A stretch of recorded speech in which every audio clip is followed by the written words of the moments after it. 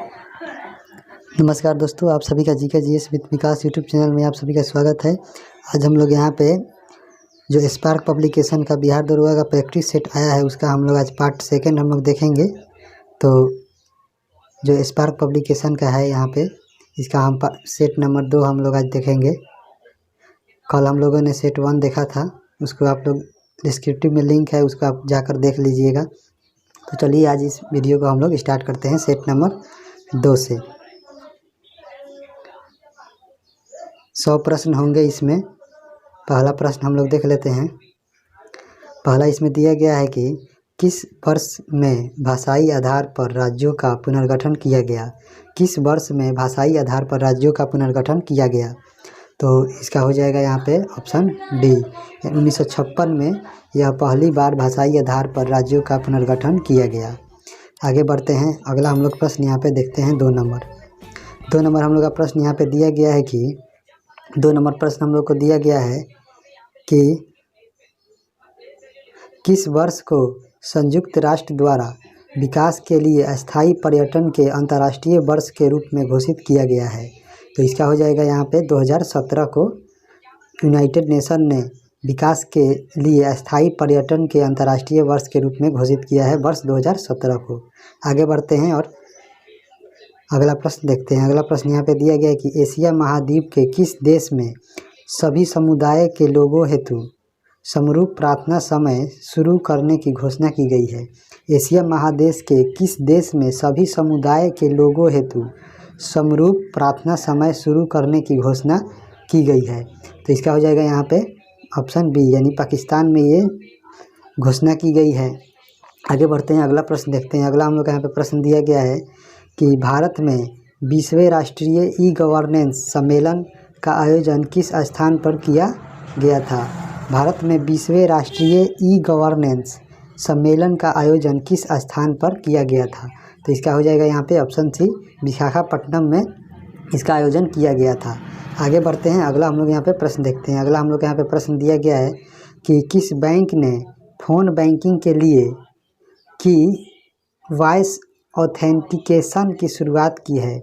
की voice authentication की शुरुआत की है किस बैंक के द्वारा।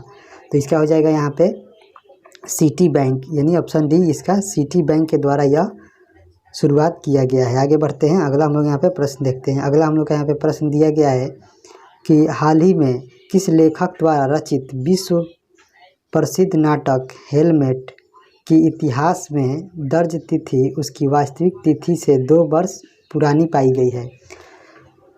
जो हेलमेट नाटक है, इसमें जो इतिहास में जो दर्ज है इसके लिए तिथि, और जो वास्तविक तिथि है इससे 2 वर्ष पुरानी पाई गई है। तो इस हेलमेट के लेखक कौन है, तो हेलमेट के यहाँ पे लेखक हो जाएंगे विलियम शेक्सपियर।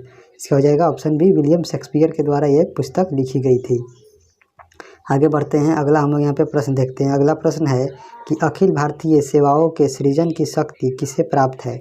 अखिल भारतीय सेवाओं के सृजन की शक्ति किसे प्राप्त है। तो जो अखिल भारतीय सेवाओं की जो सृजन की शक्ति है यह संसद को प्राप्त है। इसका हो जाएगा ऑप्शन बी, संसद को प्राप्त है। आगे बढ़ जाते हैं। अगला हम लोग यहाँ पे प्रश्न देख लेते हैं। अगला हम लोग यहाँ पे प्रश्न दिया गया है कि निम्नलिखित में से क्या राष्ट्रकूटों का सर्वाधिक चिर अस्थायी योगदान है।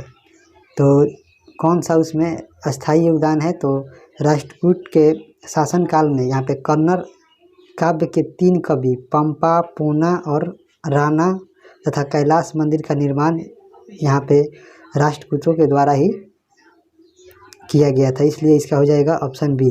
आगे बढ़ जाते हैं। अगला हम लोग यहाँ पे प्रश्न देखते हैं। अगला यहाँ पे प्रश्न दिया गया है कि रवि कीर्ति जो एक जैन थे और उन्होंने ऐहोल प्रशस्ति की रचना की, किसको संरक्षण प्राप्त था। इनको किसका संरक्षण प्राप्त था। रवि कीर्ति जो कि एक जैन धर्म से संबंधित थे और उन्होंने ऐहोल प्रशस्ति की रचना की थी, तो वह किसका संरक्षण प्राप्त था उन्हें। तो इसका हो जाएगा यहाँ पे ऑप्शन सी, यहाँ पे पुलकेशिन द्वितीय का इनको संरक्षण प्राप्त था। आगे बढ़ते हैं। अगला हम लोग यहाँ पे प्रश्न देखते हैं। अगला हम लोग यहाँ पे प्रश्न दिया गया है। अगला प्रश्न दिया गया है कि मीन कैंप के लेखक कौन है। मीन कैंप का लेखक कौन है? तो इसका हो जाएगा यहाँ पे ऑप्शन ए हिटलर। हिटलर की आत्मकथा है मीन कैंप।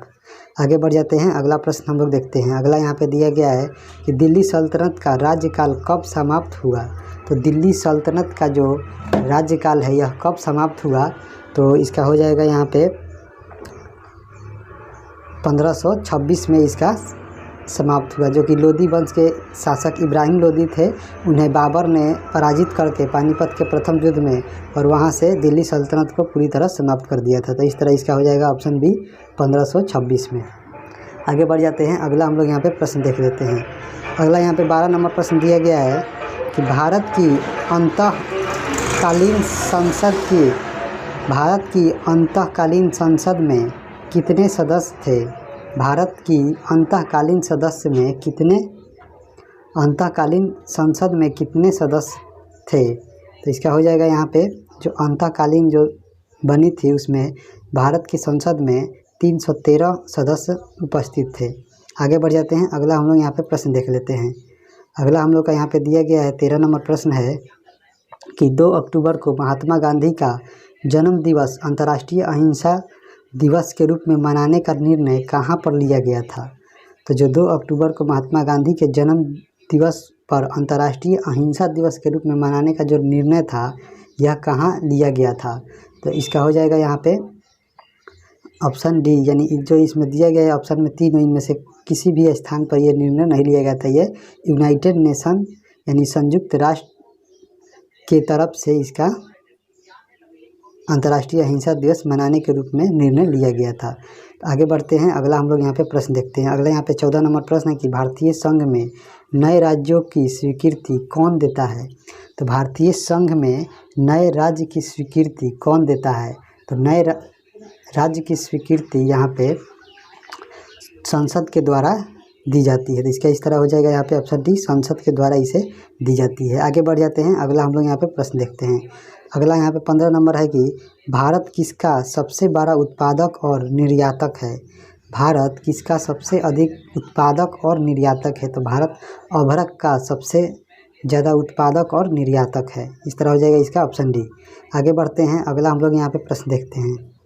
प्रचुर कैल्शियम वाली मृदा को क्या कहा जाता है? जिसमें कैल्शियम की मात्रा बहुत ज़्यादा होता है, उस मिट्टी को हम लोग क्या कहते हैं? तो उस मिट्टी को हम लोग पेडोकल कहते हैं। इसका हो जाएगा ऑप्शन ए, पेडोकल इसे कहा जाता है। आगे बढ़ते हैं, 17 नंबर प्रश्न है कि कृषि भूमि को किस रूप में परिभाषित किया जाता है?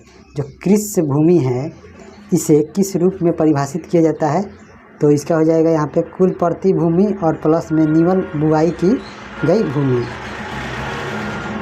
इस तरह इसका हो जाएगा यहाँ पे ऑप्शन डी, यानी कुल प्रति भूमि और उसमें जो बुआई की जाती है उसका जो भूमि है वह यहाँ पे कृषि भूमि के अंतर्गत आता है। आगे बढ़ जाते हैं, अगला हम लोग यहाँ पे प्रश्न देखते हैं। अगला यहाँ पे 18 नंबर प्रश्न दिया गया है कि हस्तलिपियों के मूल संस्थापक और कौटिल्य के अर्थशास्त्र के संपादक कौन थे? इसका हम लोग ऑप्शन देख लेते हैं। ऑप्शन यहाँ पे दिया गया है, तो इसमें हो जाएगा इसका आर समाशास्त्री के द्वारा ये कौटिल्य के अर्थशास्त्र की रचना की गई है। आगे बढ़ जाते हैं, अगला हम लोग यहाँ पे देखते हैं। अगला यहाँ पे 19 नंबर प्रश्न है, निम्नलिखित में से क्या भारत का सबसे बड़ा जीवमंडल निश्चय है? भारत का सबसे बड़ा जीवमंडल निश्चय या जैवमंडल क्षेत्र कौन सा है? तो इस तरह हो जाएगा इसका ऑप्शन डी, मन्नार की खाड़ी जो कि तमिलनाडु में है, यही सबसे बड़ा जैव आरक्षित क्षेत्र है। आगे बढ़ जाते हैं, अगला हम लोग यहाँ पे प्रश्न देखते हैं। अगला यहाँ पे 20 नंबर प्रश्न यहाँ पे दिया गया, इसरो की मास्टर नियंत्रक सुविधा कहाँ है? जो इसरो की जो मास्टर कंट्रोलर सुविधा है यह कहाँ स्थित है? तो इसका हो जाएगा यहाँ पे कर्नाटक के बेंगलुरु में स्थित है। आगे बढ़ जाते हैं, अगला हम लोग यहाँ पे प्रश्न देखते हैं। अगला यहाँ पे 21 नंबर प्रश्न है, विश्व की भूमि का कितना क्षेत्र उष्ण कटिबंधीय वर्षा प्रचुर वन है? विश्व की भूमि का कितना प्रतिशत क्षेत्र है जो कि उष्ण कटिबंधीय वर्षा प्रचुर वन वहाँ पे पाए जाते हैं? तो इस तरह इसका हो जाएगा ऑप्शन बी, 7% क्षेत्र पर ही उष्ण कटिबंधीय वर्षा प्रचुर वन पाए जाते हैं। आगे हम लोग बढ़ जाते हैं, अगला यहाँ पे 22 नंबर प्रश्न दिया गया है कि आपके पाठ के अनुसार पृथ्वी पर जीवन बनाए रखने के लिए आनुवांशिक लाइब्रेरी क्या हो सकती है। आपके पाठ के अनुसार पृथ्वी पर जीवन बनाए रखने के लिए आनुवांशिक लाइब्रेरी क्या हो सकती है। तो इस तरह 22 का हो जाएगा यहाँ पे जैव विविधता हो सकती है। इसका हो जाएगा ऑप्शन डी, जैव विविधता हो सकती है। आगे बढ़ जाते हैं। अगला हम लोग यहाँ पे 23 नंबर प्रश्न देखते हैं। 23 नंबर प्रश्न दिया गया है कि विश्व में किस भोजन उत्पाद की बढ़ती हुई क्षुधा उष्णकटिबंधीय वनोन्मूलन का प्रमुख कारण है। तो इस तरह इसका हो जाएगा 23 का ऑप्शन डी, गो मांस इसका करेक्ट आंसर हो जाएगा। आगे बढ़ते हैं। अगला यहाँ पे 24 नंबर प्रश्न दिया गया है, लाइफ डिवाइन पुस्तक किसने लिखी है। जो लाइफ डिवाइन पुस्तक है यह किसके द्वारा लिखी गई है। तो लाइफ डिवाइन यह पुस्तक अरविंद घोष के द्वारा ये लिखी गई है। तो इस तरह इसका हो जाएगा ऑप्शन डी, अरविंद घोष के द्वारा लिखी गई है। आगे बढ़ते हैं। अगला यहाँ पे हम लोग 25 नंबर प्रश्न देखते हैं कि किसने 26 बार ऑस्कर पुरस्कार जीता है। किसने 26 बार ऑस्कर पुरस्कार जीता है। तो इस तरह इसका हो जाएगा वाल्ट डिज्नी। वाल्ट डिज्नी जो कि अमेरिका के हैं, इन्हीं के द्वारा यहाँ पे 26 बार ऑस्कर अवार्ड जीता गया है। आगे बढ़ जाते हैं। अगला यहाँ पे 26 नंबर प्रश्न है। 26 नंबर प्रश्न दिया गया है कि स्टेपी शब्द किस जैव क्षेत्र से संबंध है।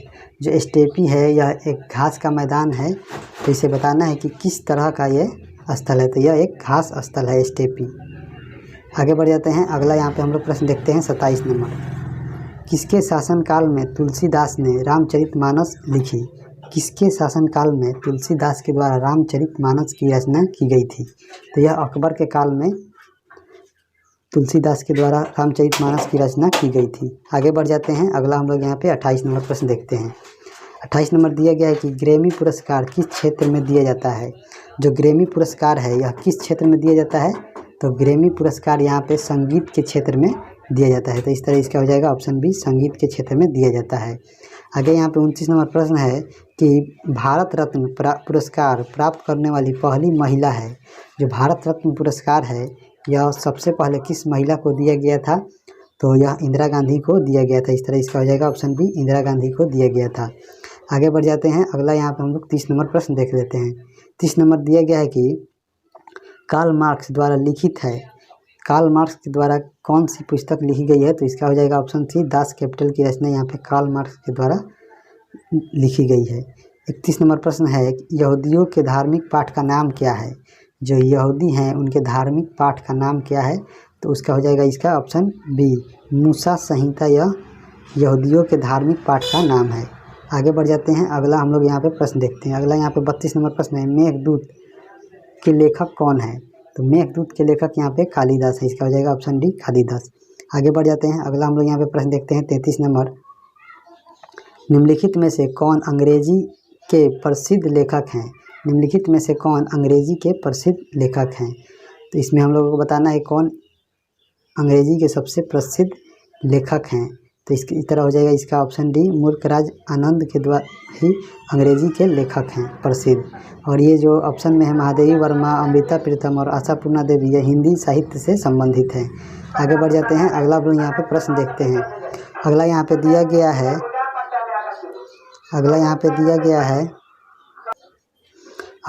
34 नंबर प्रश्न दिया गया है कि राष्ट्रपति द्वारा संसद के दोनों सदनों के लिए कुल कितने सदस्यों को नामित किया जा सकता है। राष्ट्रपति के द्वारा दोनों सदनों के लिए कुल कितने सदस्यों को नामित किया जा सकता है। तो यहाँ पे 34 नंबर का हम लोग देखेंगे। तो इसका हो जाएगा ऑप्शन ए, 14, यानी 12 राज्यसभा में और 2 लोकसभा में। लेकिन फ़िलहाल में इसे जो लोकसभा में जो 2 एंग्लो इंडियन को जो मनोनीत किया जाता है, इसका प्रावधान यहाँ पे 104वें संविधान संशोधन के तहत इसे हटा दिया गया है। तो इस तरह इस प्रश्न का यहाँ पे ऑप्शन यहाँ पे ए होगा, 34 का ए, 14। अगला यहाँ पे 35 नंबर प्रश्न दिया गया है कि संविधान की किस धारा के अंतर्गत कोई भी व्यक्ति मूलभूत अधिकारों के हनन का मामला सीधे उच्चतम न्यायालय में उठा सकता है। तो इसका हो जाएगा यहाँ पे ऑप्शन बी, धारा 32 के तहत ये कर सकता है। इसका हो जाएगा ऑप्शन बी। आगे बढ़ जाते हैं। अगला यहाँ पे प्रश्न दिया गया है 36 नंबर, गांधी जी की दांडी यात्रा निम्न में से किसका उदाहरण है। जो गांधी जी की जो दांडी यात्रा है यह किसका उदाहरण है। तो इसका हो जाएगा यहाँ पे ऑप्शन डी सविनय अवज्ञा का यह उदाहरण है। आगे बढ़ जाते हैं। अगला हम लोग यहाँ पे 37 नंबर प्रश्न देखते हैं। 37 नंबर प्रश्न यहाँ पे दिया गया है, निम्न में से अध्यक्ष वाली जो सरकार होती है वह किस प्रकार से बनती है, इसके बारे में बताना है, जिसमें राष्ट्रपति ही उसका वास्तविक प्रधान होता है उस देश का। तो इसके बारे में हम लोग देखेंगे। तो यहाँ पे इसका हो जाएगा राष्ट्रपति का लोकमत द्वारा चुनाव, ये भी सही है। कार्यपालिका तथा विधानमंडल के सदस्यों के बीच कोई दोहराव नहीं, ये भी सही है। और कार्यकाल की निश्चित अवधि, ये भी सही है। तो इस तरह इसका हो जाएगा ऑप्शन डी उपयुक्त सभी। आगे बढ़ जाते हैं। अगला हम यहाँ पे 38 नंबर प्रश्न देखते हैं।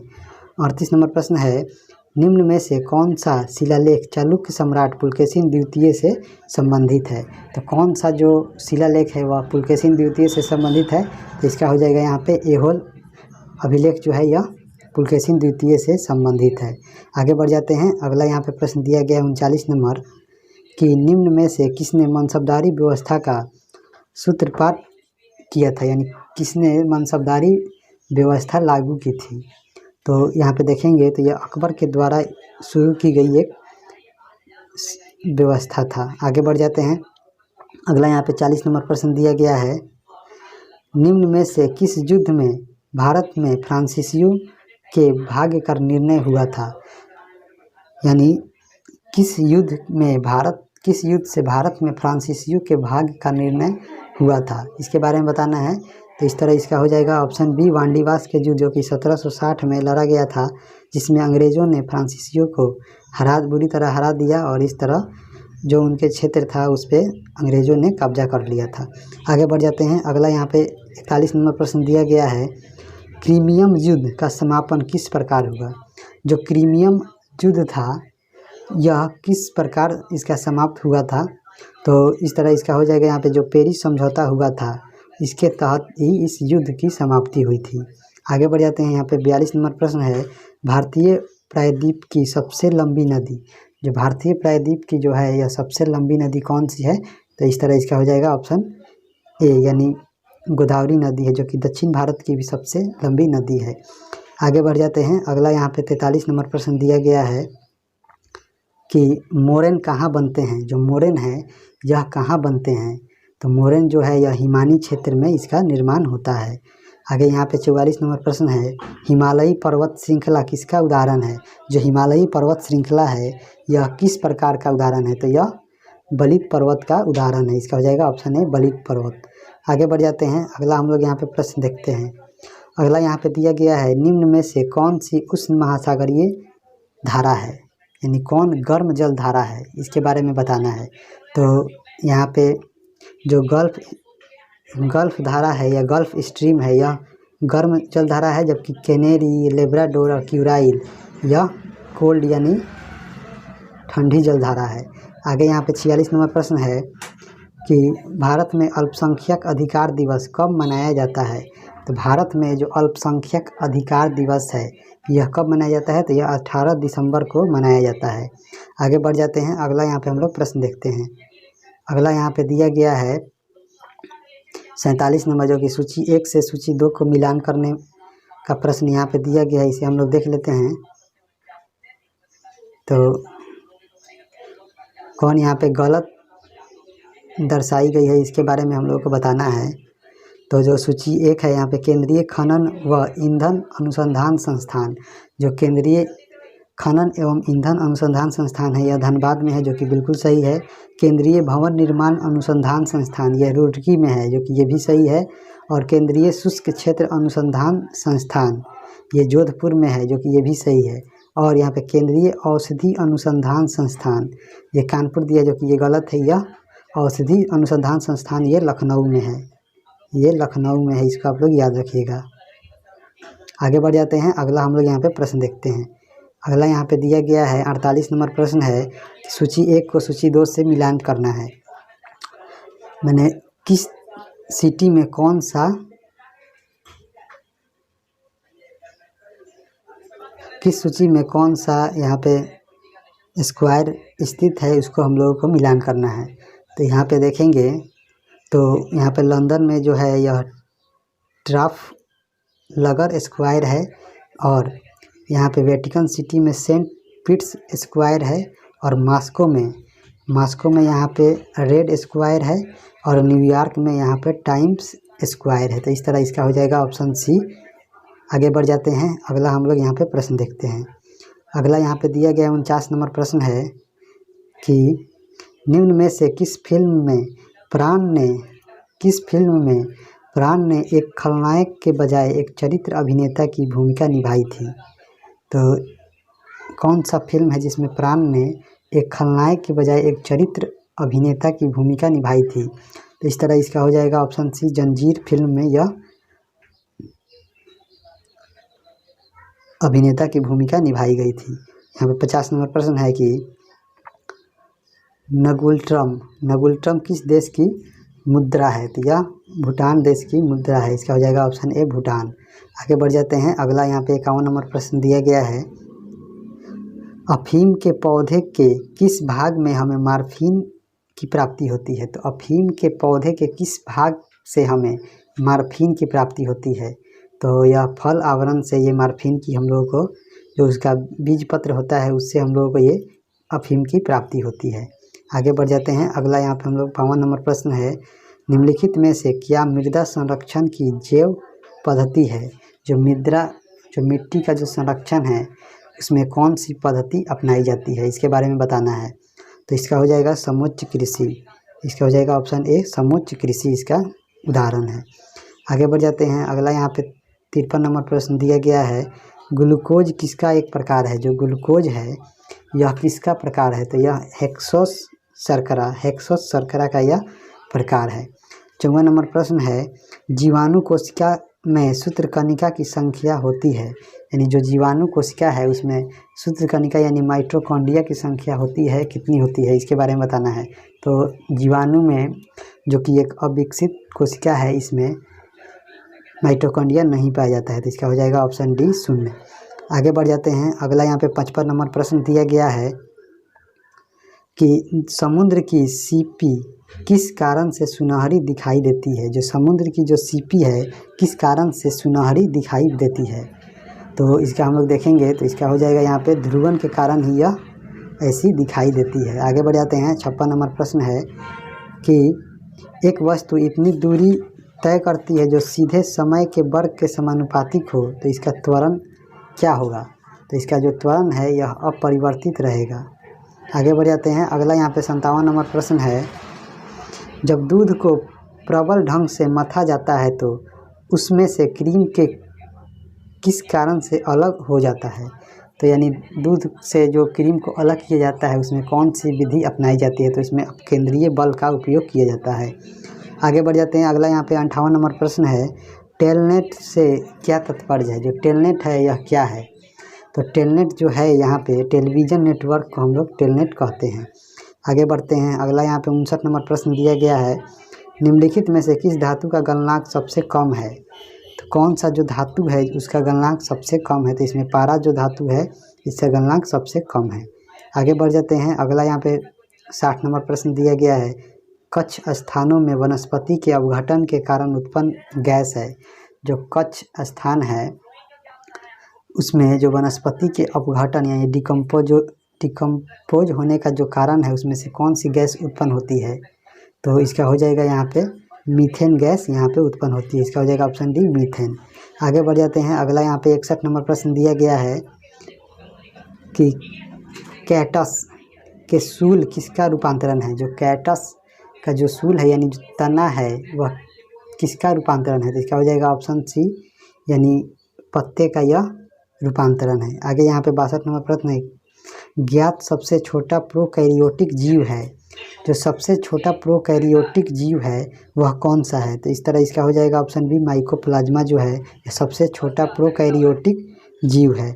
आगे यहाँ पे 63 नंबर प्रश्न दिया गया है जिसे हम लोग देख लेते हैं कि इंद्रधनुष किस कारण से बनता है? जो इंद्रधनुष है यह किस कारण से बनता है? तो इंद्रधनुष यहाँ पे जो है अपवर्तन और परावर्तन के कारण बनता है। इसका हो जाएगा ऑप्शन डी, अपवर्तन और परावर्तन के द्वारा बनता है। आगे बढ़ जाते हैं, अगला हम लोग यहाँ पे प्रश्न देखते हैं। अगला यहाँ पे 64 नंबर प्रश्न दिया गया है कि जल का क्वथनांक उच्च तुंगता पर किस कारण से घट जाता है?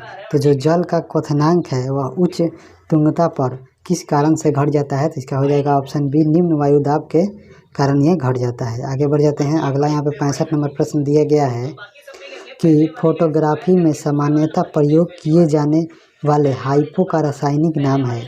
जो फोटोग्राफी में सामान्यतः प्रयोग किए जाने वाले जो हाइपो है इसे, तो इसका हो जाएगा यहाँ पे ऑप्शन ए, सोडियम थायोसल्फेट या हाइपो का नाम है। आगे बढ़ जाते हैं। अगला यहाँ पे 66 नंबर प्रश्न दिया गया है, न्यूरॉन क्या होता है?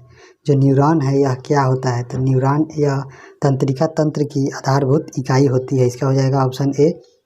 आगे बढ़ जाते हैं। अगला हम लोग यहाँ पे प्रश्न देखते हैं 67 नंबर, सुललोसी भित्ति किसके सेलों में पाई जाती है? जो सुललोसी जो भित्ति है यह किस प्रकार के सेलों में पाई जाती है? तो 67 का यहाँ पे हो जाएगा, यह पौधों में पाया जाता है। इसका हो जाएगा ऑप्शन ए, पौधों में पाया जाता है।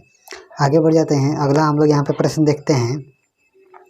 अगला यहाँ पे 68 नंबर हम लोग का प्रश्न दिया गया है कि गुर्दे के निस्यंदन इकाई कौन सी होती है? जो गुर्दा है यानी जो किडनी है इसकी जो इकाई होती है यह कौन होता है? तो इसका हो जाएगा ऑप्शन सी, नेफ्रॉन इसका इकाई होता है। आगे बढ़ जाते हैं। अगला यहाँ पे 69 नंबर प्रश्न है, उच्चतर पौधों के बीजों के पोषक ऊतक को क्या कहते हैं? जो उच्चतर पौधे होते हैं उनके बीजों के पोषक ऊतक को क्या कहते हैं? तो इस तरह इसका हो जाएगा यहाँ पे एंडोडर्म इसे हम लोग कहते हैं। आगे बढ़ जाते हैं। अगला हम लोग यहाँ पे प्रश्न देखते हैं 70 नंबर, ईस्ट महत्वपूर्ण स्रोत है। जो ईस्ट है यह किसका महत्वपूर्ण स्रोत है? तो जो ईस्ट है यह विटामिन बी का महत्वपूर्ण स्रोत है। इस तरह इसका हो जाएगा ऑप्शन बी। आगे बढ़ जाते हैं। अगला हम लोग यहाँ पे प्रश्न देखते हैं 71 नंबर प्रश्न हम लोग का यहाँ पे दिया गया है कि कौन सा मुद्रक एक से अधिक संप्रतीक एक साथ मुद्रित नहीं कर सकता? यानी तो इस तरह इसका हो जाएगा यहाँ पे ऑप्शन बी, डेजी और व्हील यह एक साथ मुद्रित नहीं हो सकता। आगे यहाँ पे 72 नंबर प्रश्न है, एंजाइम क्या होते हैं? जो एंजाइम है यह क्या होते हैं? तो जो एंजाइम है यह प्रोटीन के बने होते हैं। आगे बढ़ जाते हैं। अगला यहाँ पे हम लोग प्रश्न देखते हैं 73 नंबर प्रश्न है कि किसी अयस्क को वायु की अनुपस्थिति में उसके गलन बिंदु से कम ताप तक गर्म करने को क्या कहते हैं? जो कोई अयस्क है उसको वायु की अनुपस्थिति में उसके गलन बिंदु से कम ताप तक गर्म करने की प्रक्रिया को हम लोग क्या कहते हैं? तो गर्म करने की प्रक्रिया को हम लोग यहाँ पे निस्तापन कहते हैं। आगे बढ़ जाते हैं। अगला हम लोग यहाँ पे 74 नंबर प्रश्न देखते हैं। 74 नंबर प्रश्न दिया गया है, निम्न में से कौन सा तत्व सर्वाधिक विद्युत ऋणात्मक है? जो सबसे ज़्यादा विद्युत ऋणात्मक तत्व है वह कौन सा है? तो वह फ्लोरीन है। इसका हो जाएगा ऑप्शन बी, फ्लोरीन। आगे यहाँ पे 75 नंबर प्रश्न है, उस यौगिक को चिन्हित कीजिए जिसमें आयनी सहसंयोजक तथा उप सहसंयोजक आबंध है। तो जिसमें आयनिक सहसंयोजक बंधन है और उप सहसंयोजक बंधन है उसको बताना है। तो इस तरह इसका हो जाएगा NH4Cl। इसका हो जाएगा ऑप्शन बी, NH4Cl। इसमें दोनों तरह का आबंध पाया जाता है। आगे बढ़ते हैं।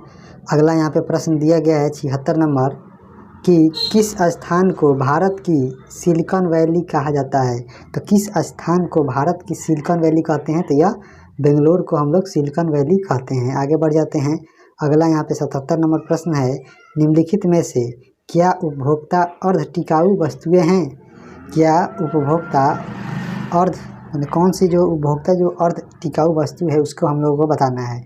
तो इसमें हो जाएगा इसका खाद्यान्न और अन्य खाद्य उत्पाद जो है यह अर्ध टिकाऊ वस्तुएं हैं। आगे बढ़ जाते हैं। अगला हम लोग यहाँ पे 78 नंबर प्रश्न देख लेते हैं। 78 नंबर हम लोग का यहाँ पे प्रश्न दिया गया है जो कि इकोनॉमिक्स से रिलेटेड यह प्रश्न है, इसको हम लोग देख लेते हैं। तो 78 नंबर हम लोग का यहाँ पे प्रश्न दिया गया है, निम्नलिखित में से कौन सा कथन सही है इसके बारे में बताना है। तो इसमें से कौन सा कथन सही है? तो इसका हो जाएगा यहाँ पे ऑप्शन सी, यानी आर्थिक लगान बाजार मजदूरी और न्यूनतम स्वीकार मजदूरी के बीच का अंतर होता है। जो आर्थिक लगान जो बाजार मजदूरी और आर्थिक लगान जो होता है ना, आर्थिक लगान वह बाजार मजदूरी और न्यूनतम स्वीकार मजदूरी के बीच का अंतर होता है। इस तरह इसका हो जाएगा ऑप्शन सी। आगे बढ़ जाते हैं। अगला यहाँ पे दिया गया है 79 नंबर कि अन्य बातें समान होने पर किसी वस्तु की मांग की मात्रा में कमी किस कारण से हो सकती है।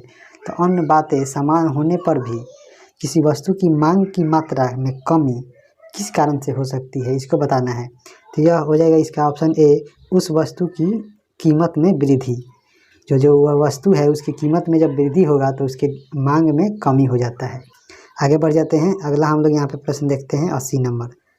80 नंबर प्रश्न दिया गया है कि निम्न में से क्या आर्थिक समस्या नहीं है। निम्न में से क्या है जो आर्थिक समस्या नहीं है। तो इसका हम लोग देखेंगे तो इस तरह इसका हो जाएगा ऑप्शन डी। यहाँ पे यह तय करना कि फुर्सत के समय को विभिन्न तरीकों में से किस तरीके से व्यतीत किया जाए। आगे बढ़ जाते हैं हम लोग यहाँ पे 81 नंबर प्रश्न हम लोग देख लेते हैं। 81 नंबर दिया गया धन विधेयक कहाँ प्रस्तुत किया जा सकता है। जो धन विधेयक है यह कहाँ प्रस्तुत किया जा सकता है 81 नंबर। तो यह यहाँ पे केवल लोकसभा में प्रस्तुत किया जा सकता है। आगे बढ़ जाते हैं। अगला हम लोग यहाँ पे 82 नंबर प्रश्न हम लोग देख लेते हैं। यहाँ पे दिया गया है आधारित लोकतंत्र किससे संबंधित है। जो आधारित लोकतंत्र है, जो डेमोक्रेसी है, यह किससे संबंधित है। तो इसका हो जाएगा यहाँ पे शक्तियों का हस्तांतरण ये भी है, और यहाँ पे शक्ति का विकेंद्रीकरण ये भी है, पंचायती राज प्रणाली ये भी है। तो इस तरह इसका हो जाएगा उपयुक्त सभी, ऑप्शन डी। आगे बढ़ जाते हैं। अगला हम लोग यहाँ पे 83 नंबर प्रश्न हम लोग देख लेते हैं।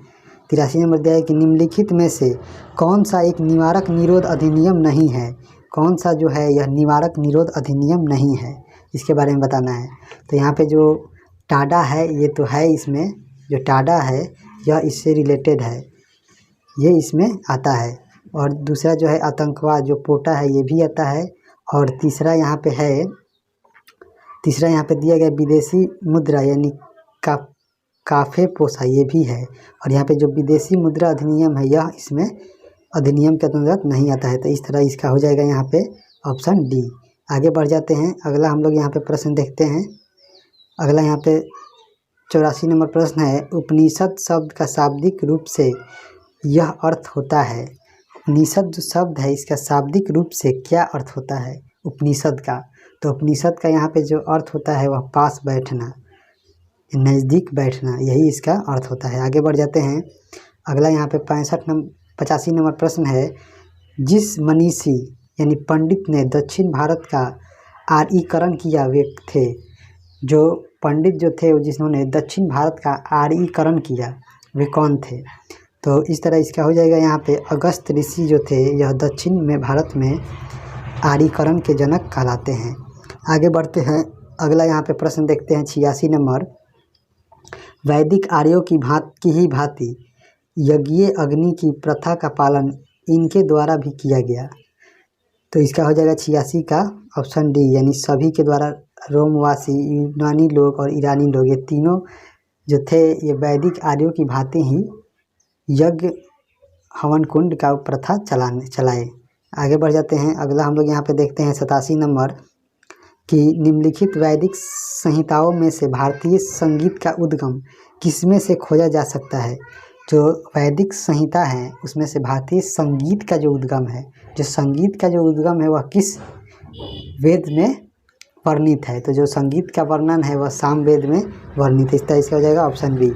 आगे बढ़ते हैं। अगला हम लोग यहाँ पे 88 नंबर प्रश्न देख लेते हैं कि प्राचीन भारत में प्राचीनतम बौद्ध विश्वविद्यालय का नाम बताइए। जो प्राचीन भारत था उसमें जो सबसे प्राचीनतम बौद्ध विश्वविद्यालय था वह कौन सा था। तो इस तरह इसका हो जाएगा ऑप्शन ए तक्षशिला था, जो कि अभी वर्तमान में पाकिस्तान में यह स्थित है। आगे बढ़ते हैं। अगला यहाँ पे 89 नंबर प्रश्न है पृथ्वी पर सबसे अधिक तप्त यानी गर्म स्थान कौन सा है। जो पृथ्वी है इस पर सबसे अधिक गर्म स्थान कौन सा है। तो इस तरह यहाँ पे हो जाएगा इसका अल अजीजिया जो कि लीबिया में स्थित है, यह सबसे गर्म स्थान है। आगे बढ़ते हैं। अगला यहाँ पे 90 नंबर प्रश्न दिया गया है कि भारत का संपूर्ण क्षेत्र कितना है। तो भारत का जो संपूर्ण क्षेत्र है वह 32,87,590 है वर्ग किलोमीटर है। तो इस तरह इसका हो जाएगा ऑप्शन डी। आगे बढ़ते हैं। अगला हम लोग यहाँ पे देखते हैं 91 नंबर प्रश्न है उस चक्रवात को क्या नाम दिया गया था जिसके कारण बांग्लादेश उजड़ गया। तो जिसके कारण जो बांग्लादेश वो उजड़ गया उसे हम सिद्र के नाम से जानते थे उस चक्रवात को। आगे हम बढ़ते हैं। अगला प्रश्न है पृथ्वी की सबसे लंबी पर्वतमाला कौन सी है? जो पृथ्वी है इस पर सबसे लंबी जो लॉन्गेस्ट जो माउंटेन है वह कौन सी है? तो इसका हो जाएगा यहाँ पे ऑप्शन ए एंडीज जो पर्वत है यह सबसे लंबी पर्वतमाला है। आगे बढ़ जाते हैं। अगला यहाँ पे दिया गया 93 नंबर, निम्नलिखित देशों में से किस देश में कोई भी खनिज निक्षेप नहीं है? कोई भी खनिज जो है वह निक्षेप नहीं है। तो यहाँ पे 93 का इस तरह हम लोग देखेंगे जो तो हो जाएगा यहाँ पे स्विट्जरलैंड। यहाँ पे कोई भी खनन का कार्य यानी खनिज नहीं पाया जाता है। आगे बढ़ते हैं। अगला यहाँ पे 94 नंबर प्रश्न है, जल का स्थानांतरण है। जो जल का स्थानांतरण है वह किस प्रकार किया जाता है? तो जो जल का स्थानांतरण है वह अपसुघटित और संसुघटित दोनों प्रकार से किया जाता है। तो इस तरह इसका हो जाएगा ऑप्शन सी। आगे बढ़ते हैं। अगला यहाँ पे 95 नंबर प्रश्न है, जीवाणुभोजी किसके द्वारा खोजा गया था? जो जीवाणुभोजी था वह किसके द्वारा खोजा गया था? तो इसका हो जाएगा ऑप्शन ए यहाँ पे फेलिक्स डी हेरेल और फ्रेडरिक रिवार्ट के द्वारा इसे जो जीवाणु को मारने वाला है, जो जीवाणु को खाने वाला है वह उसका खोज यहाँ पे फेलिक्स डी हेरेल और फ्रेडरिक रिवार्ट के द्वारा किया गया था। आगे बढ़ते हैं। अगला यहाँ पे दिया गया 96 नंबर, वर्ष 1956 में राज्य पुनर्गठन के साथ बिहार में कितने जिले थे? जो 1956 में राज्यों का जो पुनर्गठन हुआ था उस समय बिहार में कितने जिले थे? तो उस समय बिहार में यहाँ पे मात्र 17 जिला ही था। इस तरह हो जाएगा इसका ऑप्शन डी, 17 जिले थे। आगे बढ़ते हैं। अगला यहाँ पे 97 नंबर प्रश्न दिया गया है, बिहार की वर्तमान सीमा का क्षेत्र बिहार को कब प्राप्त हुआ है? जो वर्तमान में जो बिहार की जो सीमा है वह कब प्राप्त हुआ? तो इसे हो जाएगा इसका ऑप्शन सी, 15 नवंबर 2000 को, जबकि इसी दिन यहाँ पे बिहार से अलग होकर एक झारखंड नया राज्य बना था। आगे बढ़ जाते हैं। अगला हम लोग यहाँ पे प्रश्न देखते हैं। 98 नंबर दिया गया है कि सन 1956 में भारत राज्य पुनर्गठन के समय बिहार का कौन सा जिला पश्चिम बंगाल में शामिल किया गया था? तो 1956 में जो राज्य पुनर्गठन आयोग आया था उसमें बिहार का कौन सा जो जिला था जो पश्चिम बंगाल में शामिल किया गया था? तो उस समय इस तरह इसका हो जाएगा, देखते हैं ऑप्शन। इस तरह इसका हो जाएगा ऑप्शन सी, मानभूम जो था यह पश्चिम बंगाल में उस समय शामिल था। आगे बढ़ते हैं। अगला हम लोग यहाँ पे प्रश्न देखते हैं। अगला यहाँ पे दिया गया 99 नंबर, वर्ष 1956 में राज्यों के पुनर्गठन के क्रम में बिहार के किस जिले के कुछ क्षेत्र पश्चिम बंगाल को हस्तांतरित किए गए? तो इस तरह इसका 99 का हम लोग देखेंगे तो पूर्णिया और पुरुलिया के कुछ क्षेत्र पश्चिम बंगाल को दिए गए थे 1956 के राज्य पुनर्गठन आयोग के सिफारिश पर। आगे बढ़ जाते हैं और इस सेट का अंतिम प्रश्न हम लोग देख लेंगे। तो इस सेट का अंतिम प्रश्न है कि निम्न में से कौन सा राज्य फिल्म कलाकार बिहार से संबंधित नहीं है? जो बिहार से संबंधित नहीं है, तो इसमें हम लोग देखेंगे तो कौन है जो बिहार से संबंधित नहीं? शत्रुघ्न सिन्हा जो कि बिहार से हैं, मनोज बाजपेयी ये भी बिहार से हैं, शेखर सुमन ये भी बिहार से हैं, जबकि आशुतोष राणा यह बिहार से संबंधित अभिनेता नहीं है या फिल्म कलाकार नहीं है। तो चलिए मिलते हैं नेक्स्ट वीडियो में। इस वीडियो को देखिएगा जो कि मोस्ट इम्पोर्टेंट है। चलिए आज के लिए इतना ही। जय हिंद दोस्तों।